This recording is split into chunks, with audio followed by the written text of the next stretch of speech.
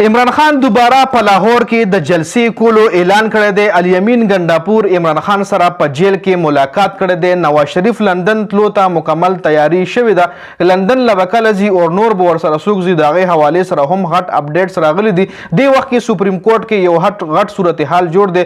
راتلونکي چیف جسټس منصور علي شاه د قاضي فیض عیسی جوړه شوي کمیټۍ نه انکار کړی دی. د عمران خان ملټري کوډ حوالې سره سپریم کورټ هم حکم جاری کړی دی.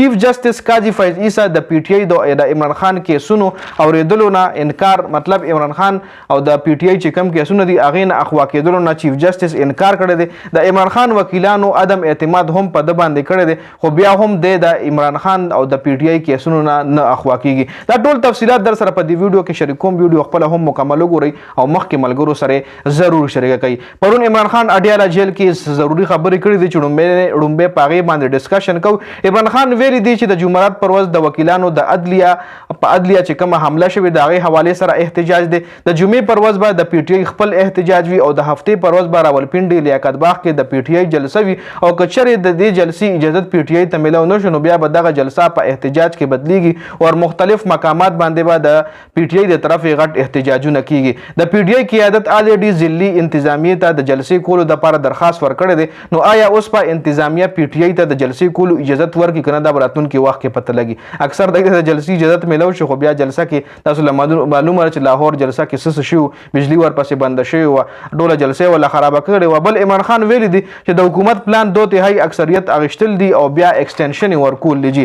عمران خان ویلي دي چې دا وخت عدلیه مکمل د حکومت په لاسونو کې ده، د حکومت په کنټرول کې ده او چې کوم جج کنټرول کې نه راځي نو هغه دی ټرانسفر کوي، هغه دی عهدې نه برطرف کوي. د 9 مۍ حوالې سره چې کوم ججز د پی ټی آی کارکنانو ته ضمانتونه ورکړي وو نو هغه ججز خپل عهدو نه لرې شوي دي او د چا پکې ټرانسفر شوي دي. عمران خان ویلي دي چې چیف الیکشن کمیشن او قاضي فیض عیسی د حکومت اوپنران بیټسمنان دي. عمران خان مطلب دا چیف جسټس شو او د چیف اف الیکشن کمیشن شو، دا د حکومت کسان دي، وای دا د حکومت اوپنران بیټسمنان دي. بل عمران خان سره الیمین ګنډاپور په جیل کې ملاقات هم کړی دی. په دغه ملاقات کې د پنډۍ جلسې حوالې سره مشاورات هم شوي دي. دې نه علاوه د پی ټی آی په سیاسي صورتحال باندې هم خبرې اترې شوي دي.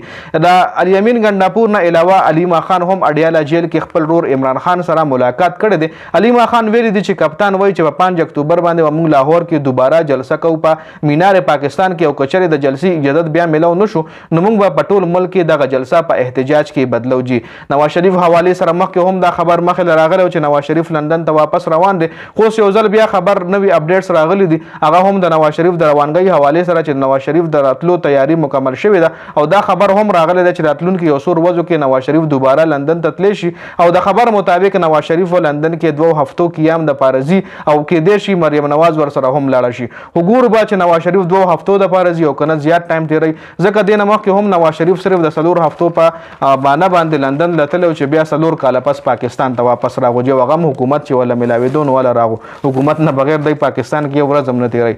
د سپریم کورټ ججز ترمنځ هغه ټکراو راغلی دی. د صدر طرف نه مخکې یو آرډیننس باندې عمل شوی و چې چیف جسټس منیر اختر چې کوم هغه د کمیټۍ نه ډایرکټ لړې شو او سینیئر جج چې کوم دی یحیی افریدي هغه شامل نه کړو او بل جج پکې شامل کو. مطلب په سینیارټي بیس باندې به دا کمیټي جوړېده، خو دې کمیټۍ کې سینیئر ججز نه بلکې یو بل جج پکې راوچت کړی و. نو په دې باندې جسټس منصور علي شاه دې کمیټۍ کې د کېناستو نه انکار کړی دی.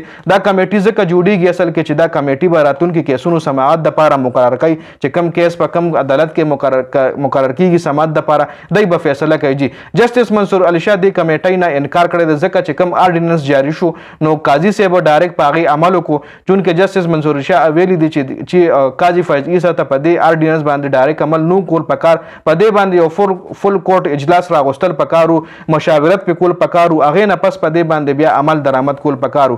او قاضي صاحب چې کوم دی فورا جسټس منیب اختر د کمیټۍ نه وویښ کړو تر څو چې دا کمیټي دوباره وایي نوي بحال شوي او په سینیارټي بیس باندې دا کمیټي نوي جوړه. نو چیف جسټس راتلونکی چې کوم چیف جسټس دی منصور علي شاه هغه ویلي دي چې زه په دې کمیټۍ کې ناسته نه کوم. جي نو دا اهم اپډیټ شو. د ویډیو کتلو زیاته مننه. ویډیو ضرور مخکې ملګرو سره شریکه کړئ. والسلام.